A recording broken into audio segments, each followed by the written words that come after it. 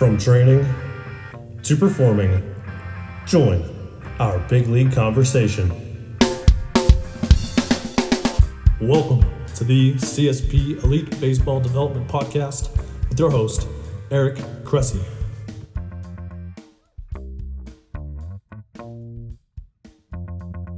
Welcome back to the CSP Elite Baseball Development Podcast.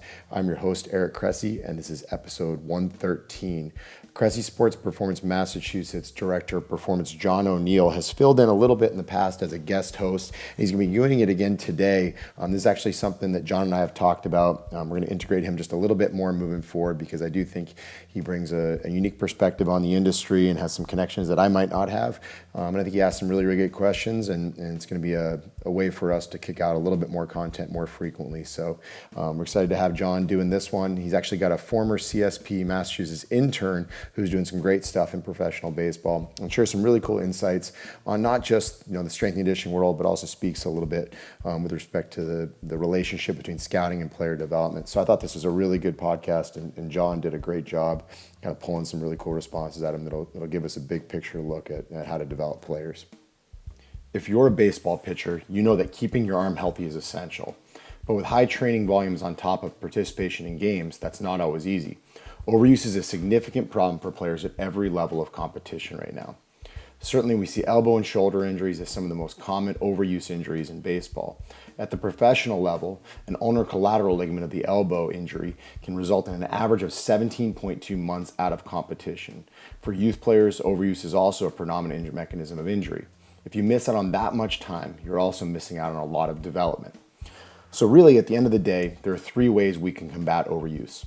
First, you can reduce workload, and certainly there have been a lot of research studies out there on pitch counts. Second, and the theme of this podcast, is that you can build a significant level of fitness to prepare yourself.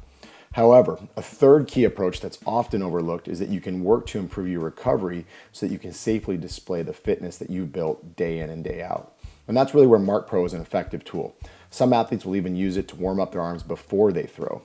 MarkPro is a cutting-edge EMS device that uses patented technology to create non-fatiguing muscle activation. And this is what sets it apart from other recovery tools.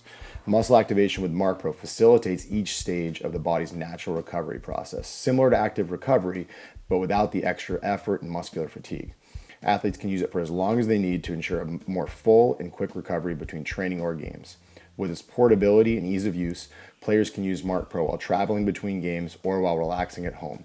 We even have players that use it all the time on team flights to help them bounce back. We have plenty of pro athletes that use this, and players from every Major League Baseball team use it. Put MarkPro to the test for yourself and take advantage of the great deal they have set up for our listeners through the end of May. Just head to markpro.com and use promo code Cressey at checkout for 20% off your order. Again, that's markpro.com, markpro.com, and use the promo code Cressey, Cressey, at checkout to get 20% off your order through the end of May. Today's guest is Director of Performance Scouting and a Major League Strength and Conditioning coach for the Los Angeles Dodgers. He's currently in his fifth year with the organization, and in 2020, he was on the staff that won a World Series. Prior to the 2019 season, he served as minor league performance coach at various levels with the organization.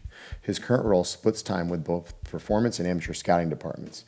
Within performance, he works directly with the players on the major league side.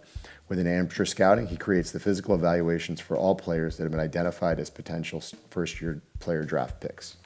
Prior to the Dodgers, he spent time in the private sector of strength and conditioning. He completed an internship at Cressey Sports Performance in Massachusetts before working at Ranfone Training Systems in Hamden, Connecticut. He completed his undergraduate degree at the University of Connecticut, where he was a four-year member of the varsity baseball team. While at UConn, he completed an internship with the sports performance department. These experiences have offered him the opportunity to work with athletes across a wide variety of ages and sport demographics. Please welcome to the show, Eric Yavarone. What's up, everybody? This is John O'Neill, guest hosting my fourth episode of the Elite Baseball Development Podcast. I know this will come out early in 2022, so hopefully you'll hear a bunch of me in 2022. Eric and I put together a nice little guest list of people that I'd like to interview throughout the year. You guys maybe have heard me before with Lee Taft, Derek Hansen, Ty Terrell. If you haven't, I'm the Director of Performance at CSP Massachusetts, and so kind of the day-to-day lead while Eric spends a lot of his time with the Yankees and in Florida. But I'm here to just help out and kind of contribute however I can to the podcast. Today I have a pretty cool guest here. So it's a guy who he and I actually have a lot in common in terms of running kind of parallel careers within strength and conditioning, where we wound up in different spots. So both of us interned at Cressey, Massachusetts, or at CSP. I interned in Florida. He interned in Massachusetts. We both interned at a place called Ranfone Training Systems in Connecticut. I think we've only met once in person, maybe twice. So I apologize if I forget the second time. But the guest is Eric Yavarone. Eric is the director of performance scouting and Major League Strength and Conditioning coach for the Los Angeles Dodgers. He's currently in his 5th year with the organization. Prior to the 2019 season, he served as a minor league performance coach at various levels. His current role splits time within both the performance and amateur scouting departments. Within performance, he works directly with players on the major league side. And then within amateur scouting, he creates physical evaluations for all players that have been identified as potential draft picks. Eric, thanks for coming on. Yeah, John, thank you. Thank you for having me. It's pretty funny hearing you say that. I've kind of described our relationship the same way today. I was talking to somebody, telling them I was going to hop on, and they were saying, "Well, how do you know John?" I'm saying, "Well, we worked at the same place, but we never worked there at the same time. So I know him, but I don't." So it's kind of similar the way you said it, but yeah, no, thank you for Thinking of it's one me. of those things where I think I heard you on another podcast talk about like listen to you on another podcast where you're trying out. I know you interned at the college level at the private sector and then wound up going the pro direction. I interned in pro ball, interned in the private sector, wound up going the private sector direction. Both of us have been in our current roles about the same amount of time, five-ish years or so. It's one of those things where we're on opposite coasts, so we don't have an opportunity to collaborate on the same people very often. We've talked a little bit about, former interns I've had that are potential hires for you guys, guys who are draft picks, which I want to get into a little bit, or potential draft picks, because I know you're involved in that side. But I guess the big thing, there's a lot in your bio and a lot within your current role. So my first question is, what is your typical, if there is a typical day-to-day look like? Because right now you've got a lot of titles and potentially a lot of skill sets. Yeah, I don't know. But no, day to day, I guess, to that, it depends a little bit on what time of year we're talking. So I guess we'll go with off season. So, during the off season training, our players that are local, so with the team during the season, but in the off season, home base is Arizona, literally right next to our spring training complex. So a good amount of guys come here and train. So definitely I'm still coaching during the off season, but as that process is unfolding within, scouting and preparation for this year's draft and things like that, the fall into the winter, and then when college seasons and high school season starts, this is kind of prime time to start keeping tabs on guys and looking into them and starting to build those profiles out. So in the off season, a typical day is go to the complex, train the guys in the morning, and then whatever projects we have on the scouting side, kind of do those as we go. During the season, it shifts into more of just the strength and conditioning performance side, where I'll be with the team and travel with them and all that. So kind of go to the stadium in the morning and wait for the day to start, and boys will start coming in and lift prior to stretch time and field time. So work with them in the weight room, go out, be a part of stretch, condition, watch them move around on the field, and then there'll be a little pocket after BP where guys may or may not come in, and then it's get ready for the game. And then along the way, if there is more additional scouting stuff, we make sure we get that done as well. But I'm not alone in the scouting stuff. Our director Brandon is heavily involved. He's the father of the whole idea. And then we have Tyler Norton and Chris Dunaway, who are 2 staff members that are involved in it as well, that are boots on the ground looking at these guys too. So a little bit different, in season, off season, but that's kind of what the day to day looks like, depending on which of those 2 it is. So I think big picture, like hearing you involved in the scouting, I also know you at least went to LMT school. Are you currently in LMT? Yeah, in the state of California, they call it CMT, so a little bit different. Okay. But yeah, went to massage school and do have that certification now. Cool. So, and I know you got a little bit of a data background too. When we talked pre-show, you mentioned some motor control stuff. So, big picture, like a lot of people in our field, when they get into it, they start to get pigeonholed as, oh, you're a speed guy, or you're a data guy, you're a strength guy. At what point, when you were first getting into this field, did you kind of realize, like, all right, I'm somebody who could do a lot of different things and wear a lot of different hats? Yeah, I mean, for sure. I would say, it has evolved kind of as we've went. I think the massage thing is probably step one kind of in that process. I mean, playing baseball in college, growing up, going to a place like CSP and kind of seeing the professional players in there and the high school players and working with that population directly obviously helps a lot when you get into the baseball specific kind of side of it. But in the beginning, so 4 years ago, whatever it was, um, Travis Smith, our other major league strength coach, he went to massage school, and immediately when he did that, I was like, wow, that's something that I want to do, because then it was kind of making sure that the training room side and the weight room side, that we're cohesive, we speak each other's language. I'm not trying to put my hands on guys because that's your role, but if you need me to, cool, I'll do it. But at the end of the day, let's just speak the same language, make sure I know what you're doing, so we could just kind of make that process of training room, soft tissue, manual stuff into the weight room to get guys ready to go for the day. Just make that process smoother. So that was kind of where that piece started. So I went to massage school in an off season, went out to LA, did it out there, got to hang out with Brandon and Travis at the stadium and work with some of the major league guys that were there. So that was a cool experience to be able to do that. But that's kind of where it started. And then in 2000, going into 2019, after the 2018 season, that's when Brandon came to me about this potential scouting role. He was involved with the process, and he had kind of been building out this idea and running it with our director of amateur scouting, and they decided to make it a full-time position. So I definitely didn't intend to going into, you know, athlete assessment and through a scouting lens and kind of travel around the country and look at players. But it's what he asked me to do, and I was willing to do whatever. And that's kind of then shifted that towards, looking at on-field movement a little bit more, and getting hands on players when we can, and looking at our players that way. And as we continue to ride this data trend, just kind of having our system in place, our operation in place in terms of how we look at guys before they're ours, how we begin the development process off of that information, then try to, putting pieces of technology that give us some objectivity to whatever it is that we're looking at, or whatever it is we're trying to train. So it's kind of just unfolded. It definitely wasn't my intention at all. I went into this thing saying I just want to be a good performance coach, and like I said, the massage thing happened, and then Brandon, kind of put me in this role, and have learned a ton about the game since, and it just kind of keeps going. So yeah, that's the story about how all that's kind of come to fruition, I guess. So I want to get into most of that in individual components. The scouting side, the data side, some stuff on the coaching end as well. But I want to keep it more of a summary end of it to start. You are what, 28, 29? How old are you?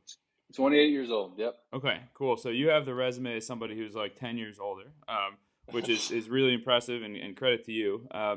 Thank you.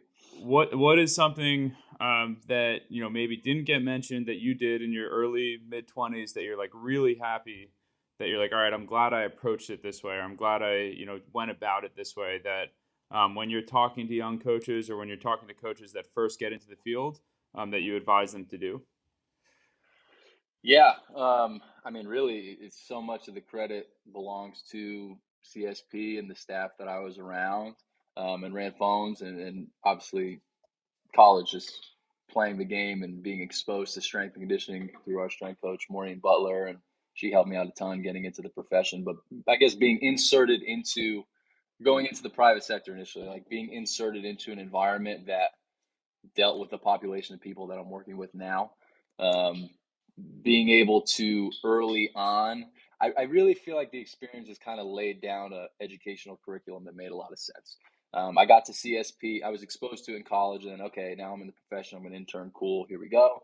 CSP immediately brought me a foundation of anatomy, of fundamental movement, of assessment, of those types of things that I do believe are kind of like the basement of building your house of knowledge on top of, versus just like maybe being in a high level performance mindset and then having to double back once we get into pro ball. And now this whole movement thing and movement screens and assessments become extremely important. Like I was able to see that on the population of person that I was going to be working with. So I think that element laid down a very nice foundation. Go transition to Ranfone Training Systems, which is an amazing facility with amazing coaches that are incredibly smart, and they begin to layer this performance model on top of that. So then I'm exposed to that, and then ultimately get into pro ball where we're working with the population. So I got extremely lucky in the sense of, I did think that baseball was where I wanted to go as a player. I wanted to make it to the big leagues as a player. I wasn't good enough, and kind of pivoted and said, okay, well, maybe I could, do this because I'm passionate about it. I enjoy it. Maybe that could be another way to get there. So the baseball thought process was always there. The goal was always there, but I was definitely put into experiences that laid down a very nice, educational curriculum, so to speak, to begin that path. So I guess doubling back to the second part of the question, if you're not sure exactly what sector of the industry you want to work in, then totally go experience them all. Do college, try to get your foot in the door of professional baseball, and do private. If you're not sure what sport you want to work with a bunch of them. I think it is only going to make you better down the road. But if you are a baseball person through and through, like I was, putting myself or being lucky to be in situations that taught me how to train baseball players early on in my development process was definitely a key to that. So if you're a person that wants to be a football person, like train football players, then I would say kind of if you're dead set on it, like start going down that path as early as you can at facilities or places that excel in that domain, and that'll lay down a nice foundation for you to build up later as you progress in your career. Awesome. That makes a ton of sense. And, it's definitely stuff that, as somebody who oversees an internship program here, like I hope all of the interns I have and future interns I have kind of listen to that last couple minutes, because I think there are a bunch of really good bullet points within there. One thing I see with our interns or with young coaches in general, it can be a little bit, I guess intimidating might be the word, or I see a lot of like almost fear within younger coaches to coach people older than you. And you've been probably in a scenario almost every year in pro ball where you're consistently in spots where you're coaching people older than you who, maybe have more time in the weight room than you, or more time at least in that weight room than you. So what is kind of a strategy or kind of the mindset that you take into combating that, like working with a population of people that is potentially a lot more experienced in that environment than you are? I guess maybe the first thing is that if that's something that you have as an intern or coach, whatever, like I think it's normal. Like I have it, still have it. So it's definitely something that's a real thing. So don't worry about it. It gets better as you go. But yeah, I think the classic answer of getting to know people before you really coach them up is super important, because it like shows you as soon as you can, not decode, that's a bad word, but as soon as you can like get to know the person and realize that, like, yeah, just because they're the best baseball player in the world doesn't mean they're not a person. So when you get to know the person and you kind of make that common ground and get to know them a little bit, that kind of makes the back end of the process better. And usually like athletes are much more open to those things too. Like a lot of them have had a ton of different strength coaches. They have things they believe in that makes them better. So if you come in hot and try to make a bunch of changes right out of the chute, like, yeah, they're going to be like, wait, I don't know you, and I know what I need to do to get myself ready. I've done this at a high level for a very long time. When you get to know them first in the front end a little bit, and you get to slowly over the course of time, just be prepared. I think that's another big part of this, is being prepared in terms of when the opportunity does arise, because it will, where they come up to you and say, hey, what do you have on this? Or what are your thoughts on this topic? Or what do you think I should do today in the weight room? When you're prepared and you have all your information in line about that player, usually that's your opportunity to kind of, work with them, get that process going, and then usually it's very smooth after that. So get to know them as a person first, develop the relationship, be prepared with how you deliver your information, have your information ready, because then when the time comes where they do ask and they give you an in, and you do a good job with that, then generally they're going to come back a second time, and over the course of time, then you become close with that person and you train them. That's kind of the process I've used, and it's going all right so far. How would you say that process has changed? Because I know you were a guy who started at the lower levels of the minor leagues and have climbed your way up over the 5 years. So now you're dealing with, guys who are making 25, 30 plus $1 million a year, some of them. Whereas probably 4 years ago, you were working with a bunch of 18, 19, 20-year-olds. How much does your approach differ now versus it did then in terms of communication and getting to know the guys? Yeah, totally. I think it's a combination of. I mean, there's a lot of clear ones that are out there. The younger population, for the most part, like when I was in the AZL, those are majority of your population is going to be younger athletes with lower training ages from different areas of the world. Good majority of them don't speak English, so it's like just from a communication standpoint alone. Obviously, if there's a language barrier, that's a pretty big thing you got to work around, right? So from a coaching standpoint, a communication standpoint, like then you got to go to more of the visual and the kinesthetic route to get your points across when you're on the floor and things like that. So the communication piece of it there. B, like what is your role within their bigger picture operation? That is a very important part of it too. Though that demographic of people, of athletes, they're learning the operation. They're learning the importance of, hey, before I go out to the field, begin my day in the weight room or begin my day in the training room to get whatever manual stuff, whatever mobility drills that we have for them.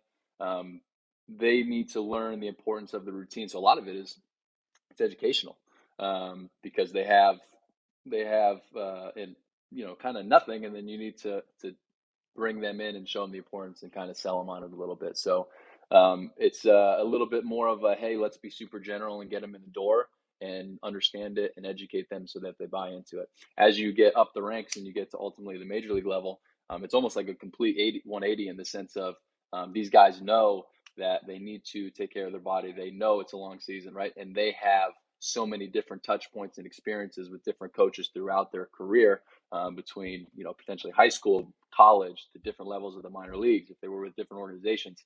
So their routines are much more set in stone, and their skill level is so high that sometimes maybe we don't feel like the routine is optimal for them, but in their mind, because it's got them to the highest level, maybe that was the ticket to get them there. So with that demographic of person, sometimes it becomes a little bit more like, let me lay that relationship, kind of more so what I was just describing, and then slowly over the course of time expose them to a little something different that we think is valuable. When the opportunity presents itself, then do it again and do it again, and over the course of time, maybe you get some turnover and you get some change in that routine as well. Now, I would say the third point with that being said is also just not to always believe that you have the answer. Off of that point, like if we look at a prep routine that maybe we don't think is optimal, not necessarily thinking like that's bad, like, and we have a better answer. Listen to the reason why they believe in it, what they're trying to do on the field. Sometimes you could be, you could be a little bit eye opened by the reasoning behind why they're doing it or why somebody else gave them that drill during their process. So, beginning early on, there's some language barriers, so your coaching points become a little bit different, but establish the importance of coming in every day and establish the importance of training to take care of their body, develop routines, get them to buy into the weight room with general stuff. And then as you get to the higher levels, it's more so they have all that stuff down. So you are more so just trying to input your information that you have in them to help them, and trying to change things slowly within that process. So, and that happens faster with some guys than others. But yeah, there definitely is a big difference between those lower levels and the higher levels. So that was an awesome, little piece on just communication with athletes in general. I'm sure coaches, even guys who aren't, working with major league athletes can take pieces from that and apply it to their own settings. One of the things as a baseball fan, at least from the outside, that it appears like it's done really well with the Dodgers is communication between departments. So while we're talking communication and someone like yourself who's really good at communication, like you don't climb in the field unless you're someone who can communicate with all different types of people. What is something that the Dodgers internally do really well to promote intra-staff discussion? So whether it's you with a skill coach, you with somebody in scouting, you with somebody in the performance side or the health side, like how do all those departments collaborate really well? Yeah, sure. I think step one is, you have to set the culture of the bigger vision, right? Like everybody has to know that there's these different areas, and like ultimately the goal is to make the player better, whether it's a minor league player that we're trying to develop to make it to the major leagues, or if it's a major league player that we're trying to maximize the things that they're good at.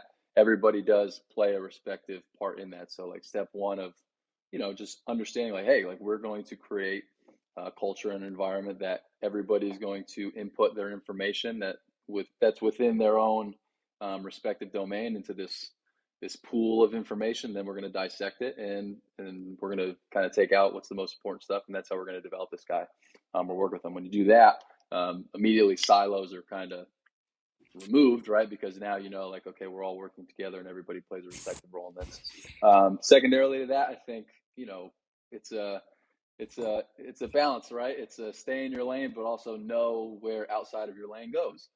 So okay, we're going to dominate the weight room, but we understand that maybe to our right is the skill coach, and to our left is the medical team, like where we're working on this developmental continuum of the table all the way to high level performance in competition. So okay, like knowing where, okay, this is more of like an on-field movement thing. Like, okay, I'm involved in the movement side of thing, and the skills coach is going to be heavily involved with this. Like, let's kind of get those groups of people together to kind of team this up. Or, it's more of a medical situation, rehab type thing. Okay, we're going to coincide our thoughts here, and we're going to come up with the plan on how you're going to get them out of pain and develop that. What can we do with them in the weight room until that process happens? And then how are we going to begin to inverse this? And then when does the skill coach come in to start layering down that process and the rehab stuff? So I think it's just, knowing your domain, where that fits into the developmental continuum. And then, like I said, first, just understanding that we're all going to kind of have our hands in that and rolling that process out. So I think that's kind of something that we do a good job of. We know that going in, and then everybody dominates their area. And when there's the situation deems multiple areas coming together to carry something out, we do that. So I think that's kind of the way we go about it.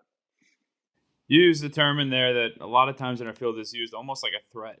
The idea of like staying in your lane. The instances I've heard it are PTs who are think that strength coaches are overstepping, or strength coaches that think that PTs are doing too much, or that skill coaches are doing S&C stuff when they shouldn't be. But it's very refreshing to hear, and very impressive in a lot of ways to hear. An organization like the one you're in that is doing things, very much the right way, where you have experts within your own lanes, and just because you're in your own lane doesn't mean you don't communicate with the others. So it was just cool to hear that from an insider view like yourself. Yep. And then I guess one other thing maybe to add to that, John, too, is this, I think it's important to think a little bit, outside the box, in a sense of, again, kind of like we were talking about earlier with the having the information kind of ready. Like say it's a situation where a guy's super unstable, he's a super lax individual, just like knowing the principles of kind of like what that means from a scientific standpoint, I guess, in a way. So carry that same example out of, okay, well, what do we know about super lax individuals that lack motor control and stability? Like, okay, like controlling their body, proprioception, like maybe things are going to be a little bit off. So if you know that about a guy, and then you start hearing a conversation unfold with maybe some skills people, and they're talking about, repeating deliveries and landing secondary pitches, like, no, by no means does it mean that if you get a guy more stable in the weight room, like it's going to make him repeat things or control pitches better. But like, the principle of that domain kind of aligns in a way with what they're talking about. So then you can all have that conversation together, and then at least in the weight room, like not to try to strength his way to coordination on the mound, right? Like it helps your training process a little bit too. So I guess maybe just a little secondary piece of that is just being able to think about the principles of the training thing that we're rolling out, the training operation, and then just kind of knowing that maybe it feeds into this area on the field, or maybe it feeds into this area. So when those conversations are happening, like you're ready to give that information out, and maybe it becomes useful with somebody else in a different department. So a lot of the theme of this so far has been about like wearing multiple hats, different lanes, merging, and guys like yourself who are involved in multiple of them. And I guess the original, or the 5 years ago, the way that was being interpreted by strength coaches was like yourself getting an LMT, maybe going back to PT school, or getting an ATC, something where you're a little bit on the medical side as well as the performance side. You're a guy who, you're doing stuff on the scouting side as well. How much do you think that's unique to yourself and the Dodgers versus you think this is like the direction that the field in general is going in? Yeah, I mean, I don't know how many organizations have positions that like kind of solely work on that. I know some are now. Even the ones that don't, like if you talk to different strength coaches that, maybe they're head strength coach for an organization, and you kind of talk to them, usually around the draft time, they do have some element of involvement, and departments will ask questions about the athlete and things like that. So I definitely do. I don't think it's completely new or exclusive to us. I think that people are doing it and they've been doing it. But maybe, I don't know, the way that we try to streamline that process into the development process may be a little bit different. But I do think it's important because, again, principles are principles. If we find out down the road that maybe principles we thought were true now aren't true later, to be determined. But I think when you live in just the operation of, I'm going to build a system that's based off of these principles, you find out that those principles do extend past the weight room, because movement is movement. You move on the field the same way you move in the gym. So you can slowly start to, kind of example for that previous example, you start to see areas of where things may play together out on the field. So I think from applying principle standpoint to different areas, maybe that is something that, I can't speak on. I don't know what other people are doing, but that's definitely something that we're doing that's been very valuable. We're going to continue to do it. So yeah, I could definitely foresee more people doing that to try to learn as much as they can about the player before they come in to expedite that process. So don't know if I could, say that's definitely where it's going to go, but I wouldn't be surprised by it for sure. Sure, and I don't know, like you said, like you can't speak for what everyone else is doing. I certainly can't speak for what all 30 organizations are doing, but at least from the people I know in professional baseball and the former interns I've had that have either gone on to work in pro baseball or have applied to jobs or interviewed for jobs in professional baseball, your role is at least relatively unique in that you've kind of had an opportunity to step into different departments at a pretty young age. It wasn't something that it was like, all right, you earned the right years down the road. Did you have 1 or 2 years at the beginning where you were just a strength coach? Like how early were you involved in different departments? Yeah, totally, for sure. So year one, I began it was an intern position, so a part-time internship position. This is shortly after, so I finished up at Cressey's. Kind of began the interview process with the Dodgers at the tail end of that. So I was hoping, something would come out of it. Luckily, it did. In between that is when I was back at Ramphone Training Systems. When I first started with the Dodgers in that intern role, it was definitely it was a very good position to be in, because in that role you got to see different elements of professional baseball alone. So, for example, I'd get in at the beginning of the day. I would be over with the AZL guys during that early on part of the day where they were in the gym doing the prep routines before they went out to the field.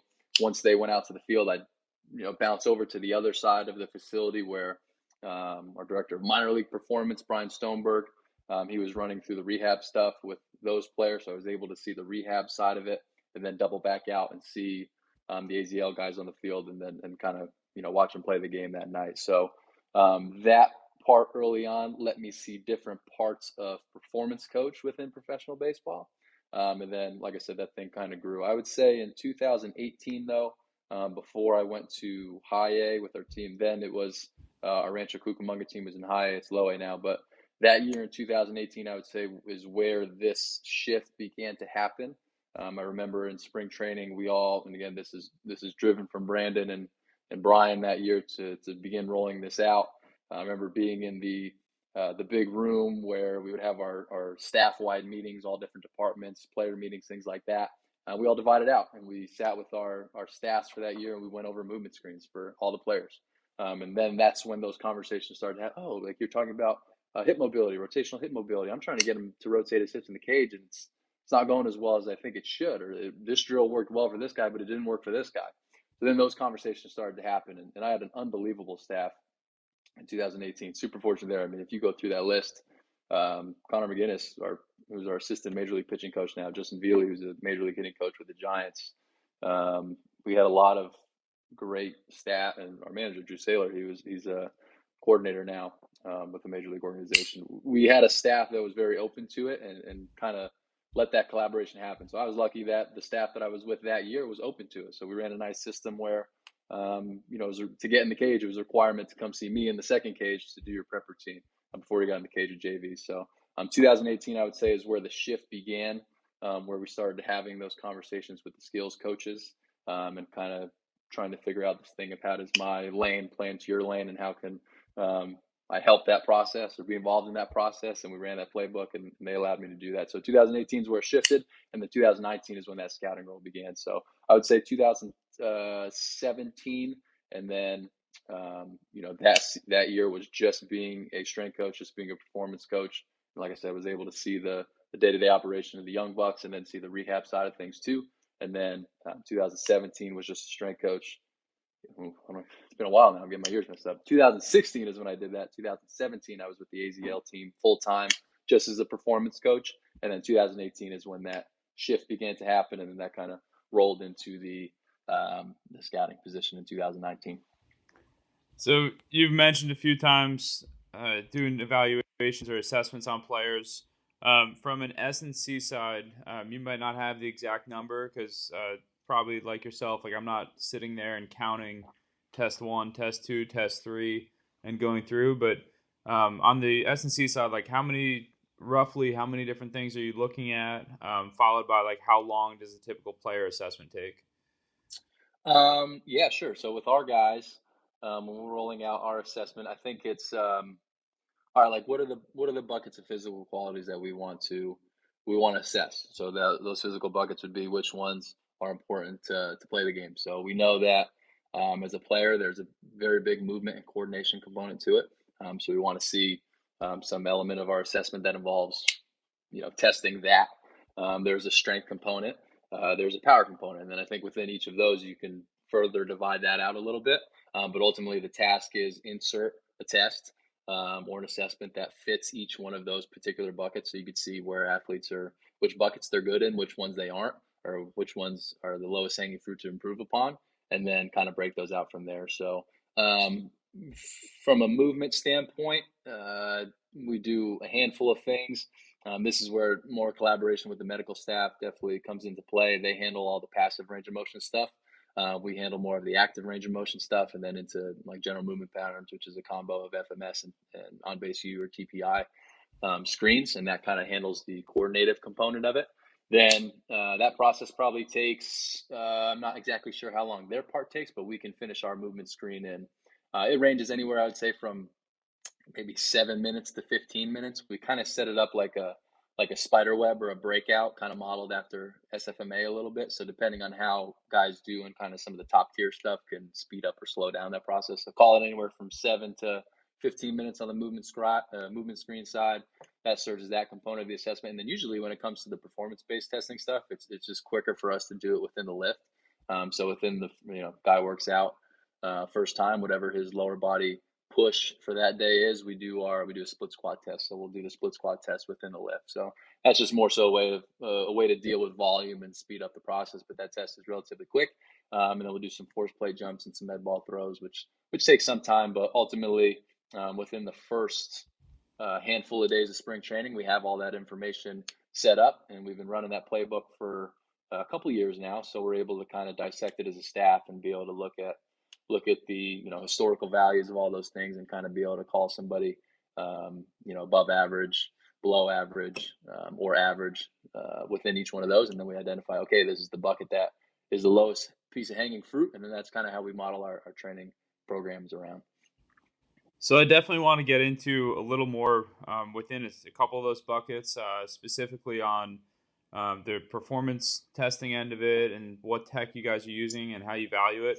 But before we get there, I'm curious, like kind of in this dual performance scouting S&C role, how often are you either one, watching the game live, two, watching film of the game after the fact, or watching guys either hit in the cage or throw on the side to drive training decisions?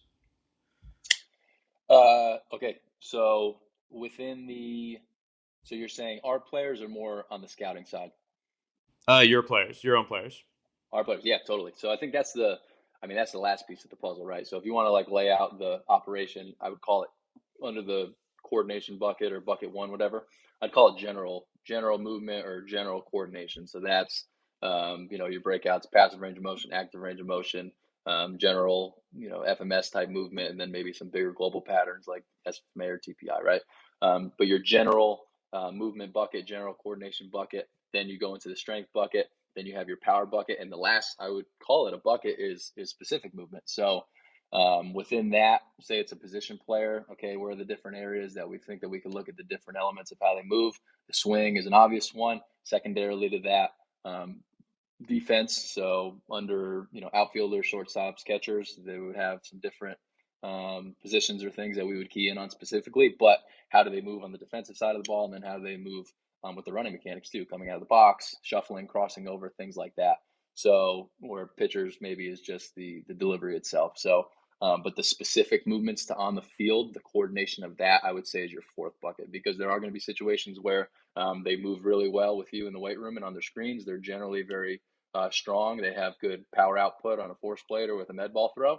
And then sometimes there's coordination-based stuff that you have to do on the field. This is a situation where tying back into earlier, that's when you get with the skills coach and you guys dice this thing up of how can you take your principles to help that process unfold and work together on that.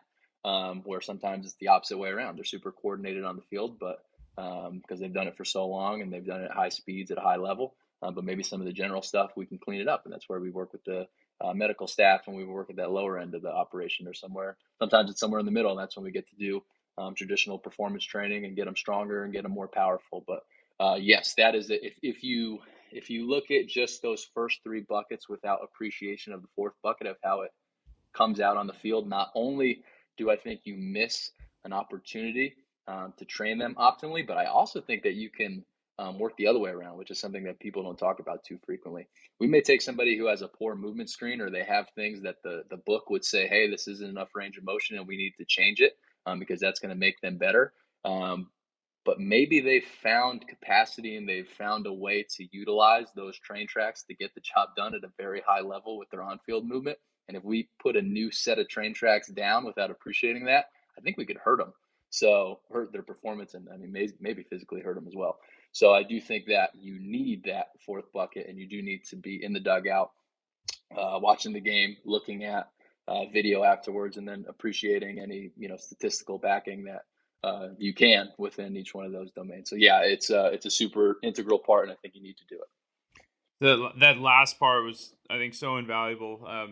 We, especially on the S&C and medical side, we talk so much about like movement quality, movement screens, range of motion, and I think the way it's taught in the field is such that there's this assumption that more is always better, but in high level sports, that's not really always true. And so it's refreshing to hear from someone on your end of it that is wearing multiple hats and talking to the skill guys and realizing that, hey, like this guy might not have the perfect range of motion here, but he's incredibly efficient in the way he swings or the way he throws, and trying to change that, at least at certain times a year, might actually be really dangerous for the person. So I'm sure you've seen this before, but examples of like if somebody doesn't have full elbow extension and they're a pitcher and they're throwing well, pain-free, trying to give that to them mid-season might make their arm unstable.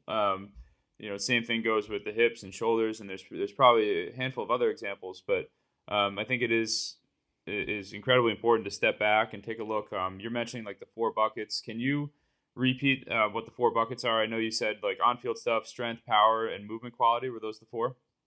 Yeah. So just like maybe within the movement area, just being able to, and really I think the point of that one is to just segment, just like low threshold, more proprioceptive base screening and weight room type movement that is just not necessarily created equal to high speed, instantaneous movement that also needs to be incredibly variable, especially for a hitter on the field. So taking the movement element of those and just kind of making them their own respective buckets, just because we do think training them would be a little bit different. And then strength and power, and then you could have a whole bunch of drop downs from that.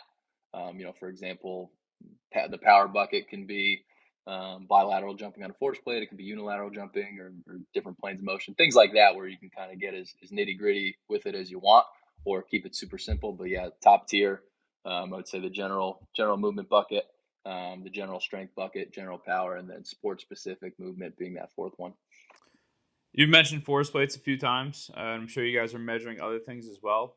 What are a couple pieces of technology that you find yourself using all the time or almost daily? Yeah, for sure. Let's see. So, I mean, at the major league level, we're super lucky. We have Statcast, so all of the major league stadiums are equipped with GPS monitoring devices. So every day when I come in, we have a nice report that basically tells us how fast the guy ran how much volume in terms of yardage a player covered that day, all over the field. How many sprints they ran. So I believe the system's equipped where if it's 90 or 95% of what their maximal speed is, it'll ping it as a sprint. So you get the total volume that they covered in terms of yardage. You have the number of times they clipped 90 or 95% of their max speed, and that's quantified as a sprint. So every single day from a workload standpoint, I'm able to check in with those things. So we're super lucky that we have that. But from a daily standpoint, the information that we get from that system, we use it every day because, again, we can control sets and reps in the weight room for the most part. Hitting coaches can control swing volume, defensive reps, things like that. The game is the one that's uncontrollable, right? You never know how many times a guy's going to sprint. If they go for 4 and don't have a single ball hit to them, their workload's going to be very low in the game. Where if they go 3 for 4 with 2 doubles and a single, and they're a center fielder and they're running down all kinds of balls in the outfield, they've covered a lot of ground and they've done it with high intensity. So just being able to quantify how much work they completed in the game and at what intensity that work was completed, we think is super important from a looking at external load standpoint. So that is definitely something that we use daily. The force plates are something that we love. We use them. I wouldn't say we definitely do not get jumps on everybody daily. But if we can get a jump on a guy a week, I think that's probably a good goal. Some guys use it more than others, but we have it and we believe in it. To use it really for 2 domains. So again, if we're looking at our different buckets, the force plate would fit under the power section of that. So if power is a goal for a guy, we get to use it as a performance monitoring system where we could see if they're trending up or trending down, so we know how our training interventions are working. But secondarily to that, it becomes a daily readiness monitoring system as well. Within that, within all this stuff, you can go in and you can look at you could further break that out. So from a readiness standpoint, RSI is something that would be reactive strength index would be a number, super important to kind of see where they're at. Eccentric contraction rate, time of eccentric contraction would be another one that kind of falls under that bucket of using a force plate as more of a readiness piece of equipment as well. So Statcast force plates, and then we have been getting into velocity-based training more and more. So we use right now we're using more accelerometers because they're a little bit more dynamic, and they're not ideal. That's maybe not necessarily, but we don't do too much barbell stuff anymore. We do when it's a usable tool for us. We do a lot of kettlebell stuff. So the accelerometers, push band is the one that we use. It lets us put it on the body, put it on an arm, so we can kind of get some velocity numbers outside of just barbell lifts. So that's one that we use, but ultimately that would fall under the VBT umbrella too. So I would say those are the big 3 that we use daily, or try to use as often as possible to kind of keep tabs on where the boys are at, so we can kind of roll with the punches, so to speak, with the peaks and valleys to make sure that we're giving them what is going to be good for them that day, and avoiding what may not be. Long-winded way of saying the Statcast information, we use that daily. We use the force plates as much as we can, and then we use some accelerometers to get VBT and different jump metrics as well. I'm sure there are a lot of strength coaches listening to this, myself included, who don't have access to all that stuff. We obviously do some VBT at CSP. We are measuring sprint speeds, usually 10s and 20s, just given the space. But we obviously don't have like Statcast in a private sector facility in Massachusetts. The thing I'm curious about is from the force plate side. So there's a lot of data out there. Specifically, I feel like in the last 2 years or so, it's picked up a lot, and also the ease of access to people like myself to have a force plate. So like if I wanted to buy one, I could. They're not the most expensive thing in the world anymore. They're a little pricey, but they're coming down and down every year. What is something you feel like you learned, something or some things plural, that you feel like you've learned as a strength coach from using a force plate? Yeah, absolutely. Um, Real quick though, I definitely do want to, if I can, double back a little bit to what you said at the beginning, part of it without having Statcast. So that is Yeah, go for something. it. Yeah. Yeah, we had our symposium recently, and spoke of that and kind of talked about some of the data type stuff and using it to make decisions. We're lucky because we do have something like that, but we don't have that at the minor league level, and we didn't always have it, at the major league level before I got here. But I do want to definitely touch on that when it comes to quote data, right? Like when you hear that word, like we think of things like that, right? High intense or highly expensive gadgets and pieces of technology. At the minor league level, we have our coaches just track sprints. So they're in the dugout. If a guy, it's obviously subjective, but some subjectivity and being able to log that and track it over time is better than nothing at all, right? The goal should be to have the system rooted in principle and then and just find areas and ways based off your resources to make it more objective if you can. So on both sides of the ball, so if it defense and offense, they log sprints, and we basically set averages for the different positions. And if you have say 5 to 8 sprints as a up the middle guy, shortstop, second baseman, or center fielder, that's kind of a normal day. And we give them a 1 to 5 grade, with 3 being a normal day.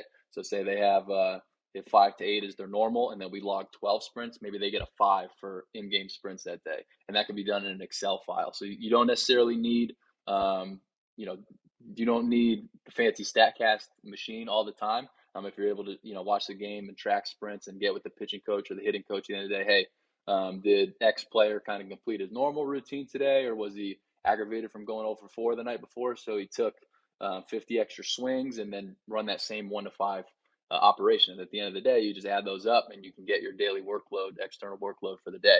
If you track that over time, you could use that data to make informed decisions. And that was just watching sprints on the field. So I definitely do think that's an important piece that, maybe some listeners will find value in. Well, I To think there's a mention for sure. ton of value there too, just from a standpoint of, most college rosters are 35, 40 now with the COVID year, like upwards of 45 guys.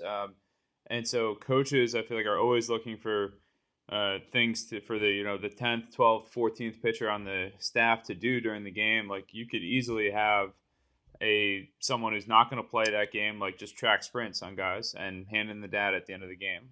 So it's something that you guys obviously do at the major league level with relative ease because it's given to you through technology, but it's not something that is the way you're describing it. It's not something that is has like a high or a big barrier to entry.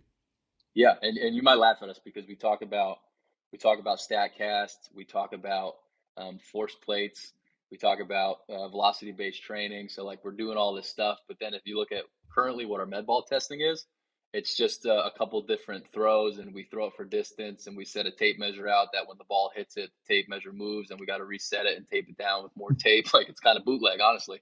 But that's what we're working with right now from a upper body and total body power standpoint. So, but again, the principle is we think that under the power umbrella, a force plate would be a nice beginning part of that because it's a bilateral sagittal plane move. It's safe. It's a good environment to produce power in.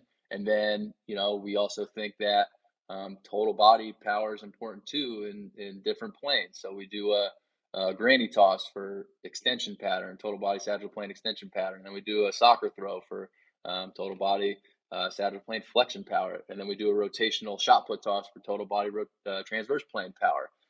But the principle is because we think that's important. So right now, the medicine ball testing is the best way we could do that because that fits the principle.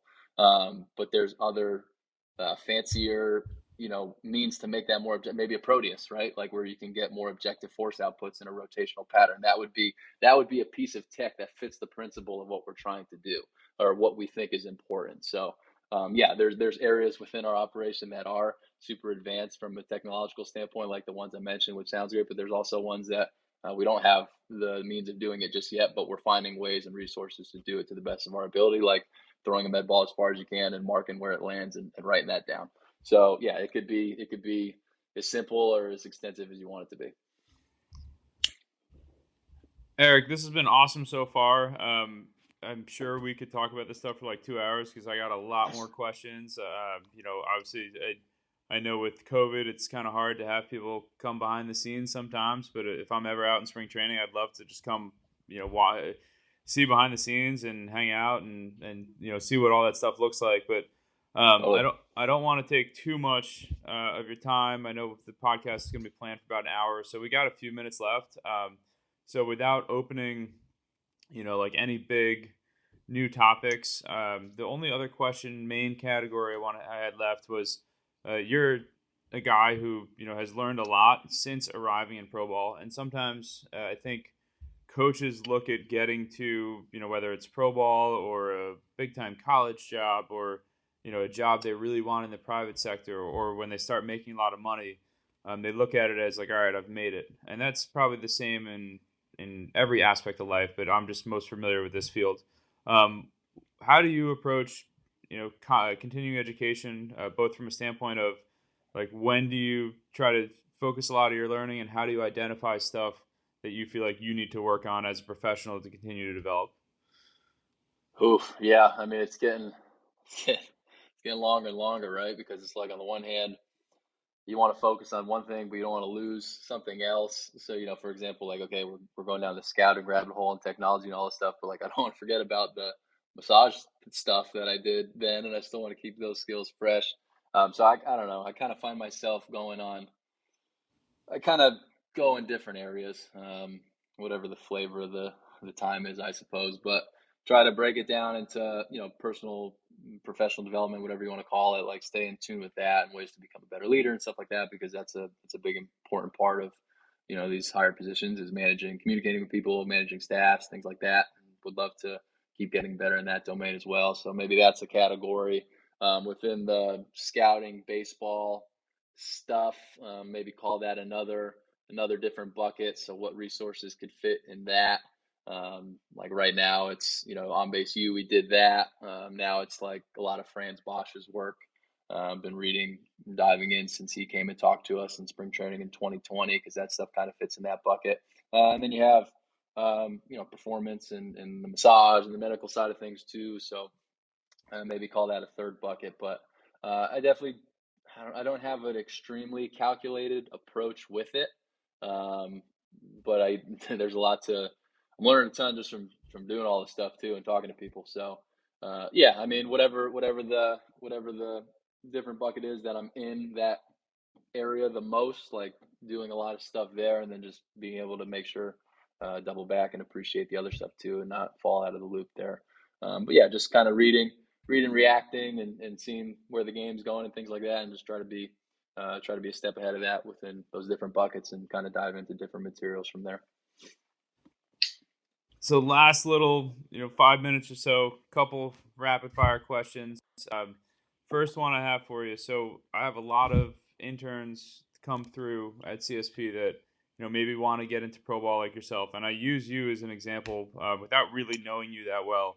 Use Oh, you as nice, an thanks. example of somebody who, hey, like he was 22ish when he interned at CSP, just like you, and he went and continued to seek out internships and learning opportunities, and was probably in some ways willing to like eat it for a little while and not have the most ideal job. So is there a bus ride or a day in Arizona heat where that stands out in your mind as being like, wow, why am I doing this? Oh yeah. Hey, my bags were packed. I was out. I was ready to be done. So we did. You gotta like take a leap of faith at some point, right? So actually, when I interviewed with the Dodgers, I remember like it was yesterday. I was in the gym. I was at CSP. I was walking around a little warm up area. Eric texted me, "Hey, position with the Dodgers. It pays X amount. It's at this facility. You interested?" I said, "Yep, cool. Let's do it." Began the interview process and was interviewing for an affiliate position. It was a low A position at the time, which was in Great Lakes, and that was kind of what I was hoping to get because of probably to your point, like I had interned at CSP twice. I had interned at Ran Phones. I had interned at the at UConn, where I went to school between semester or in the summer, going into my senior year. So I'd done 4 internships at that point. Hadn't made a dollar. So I was ready. I felt like I was ready for a full-time job with a salary and all that good stuff. Then went through the interview process. I thought it went really well. So I was kind of in a way, I thought I was going to get that job. But they offered me the intern position, which was paid $10 an hour, and I had to move across the entire country and go somewhere where I didn't know anybody. So, and Brandon, when he called me and said, I think this is the best thing for your development, this is how I did it. And he was looking at it through that lens, and he was 100% right, and ultimately decided to do it because the worst case scenario was I go out there and I'm there for 6 months and I find out pro ball is not for me. But at least after that, I know now. I've tried college, I've tried the private sector, and I've tried professional baseball with tried the pro element within kind of like this baseball thing. So anyway, yeah, I went out to Arizona. It was hot. I didn't know anybody. Wasn't the smoothest start, and I was like, man, all right, like this isn't for me. After the couple months, I'm gonna go home and maybe I'll work. I'll work somewhere around there and go back to the private sector. But really, that first year, once the draft happened, so this is in July. So I started in May. So May, June, coming to mid-July, I'm like 2.5 months in. That was kind of like, for me, was my coming out party in a way, in the sense of like, this is when I really started liking it. The players rolled in. We got to do all these different, we got to run the assessment operation, all of them. I got to be involved with that. I feel like I shifted a little bit more from, the intern to one of the coaches. And once that happened, then was able to program for those players and really like start getting in there a little bit more. And then, I kind of really started loving the pro environment from there, because it was a nice combination of, it's like a private sector training style in the sense of everybody has an individualized program and we coach them as they come in, but you still have the team element maybe you get in college. So it was kind of the best of both worlds for me. But yeah, it was, I guess maybe the front end was like, all right, I didn't get the job I wanted, but I'm going to take this jump, this leap of faith to try it out. And I got there, I was like, F this isn't for me. But then I ended up actually loving it. So it was a little bit of a roller coaster there in the beginning, but yeah, I guess, I ate it for a little bit and I had to eat it a little bit more. And then I ended up loving it. And now obviously it's worked out pretty good. So, yeah, yep. That's kind of how that experience went. Awesome. Yeah. So last question here. So I know you're obviously a really busy guy traveling with the team. You're all over the country during the year. You probably go most of 8+ months without an off day, or close to without an off day. What is something that you need to make sure that you do in the off season every year? Yeah, well, it's family time now. So we had a baby. I have a 1 year old and 3-month-old son, Jackson. We actually have another baby on the way. So Congratulations. thank you. He or she will be here in August. So family time is now. That's all it is. Because it is tough. You're right. You're away a lot. You travel a lot. You leave for the ballpark early, you get back late at night. So there was a while there where I would see my son for maybe an hour in the mornings during the season, and then by the time I got back, he was sleeping. So you do miss a ton of time. It definitely is a big commitment. So when you do have time in the off season, we got to make sure family time counts. So we like to go out to different restaurants, and we love Phoenix. My wife is from here, so this is where home base is. So we make sure we go to different restaurants and date night and things like that around Phoenix. And then we hang out, obviously, with Jax every other minute when we're home outside of that. So it's definitely, we don't do as much stuff as we used to, but now it's all about family time in the off season for sure. That's great, man. Last one. Where can our listeners find out more about you if they're looking to learn more about you, follow you, see what you're posting? What's the best route to do that? Yeah, totally. I would say Instagram is probably the best. If you are looking for, if it's just me, like connect with me, talk, whatever, like more than happy to do that. My personal account, I think it's eric.yav, but Eric Yavarone on Instagram. That's more like my personal account. I don't really post a ton of content, like training content necessarily on there. So that would probably be the best place to connect with me personally. But if you want more of like the content training side, involved with an operation called 5 Tool Connection. We have an Instagram page, 5TC Baseball, but we post a little bit more training stuff on there. So I guess depending on what route you're looking, if it's just me, say hi, whatever, personal Instagram account. If it's more like content and S&C based stuff, I'd say go check out 5TC's account for sure. Eric, I appreciate all the time today, and we kind of started the podcast. You're a guy I would love to be in touch more with, and obviously not just saying that for the people listening, but I hope all our listeners enjoyed it, and hope you have a good day. Thank you for joining us for another episode of the CSP Elite Baseball Development Podcast. If you enjoyed this episode, we'd be thrilled if you'd consider subscribing to the podcast and leaving us a review to read on iTunes. We welcome your suggestions for future guests and questions. Just email elitebaseballpodcast@gmail.com. Thank you for your continued support, and we'll see you next episode.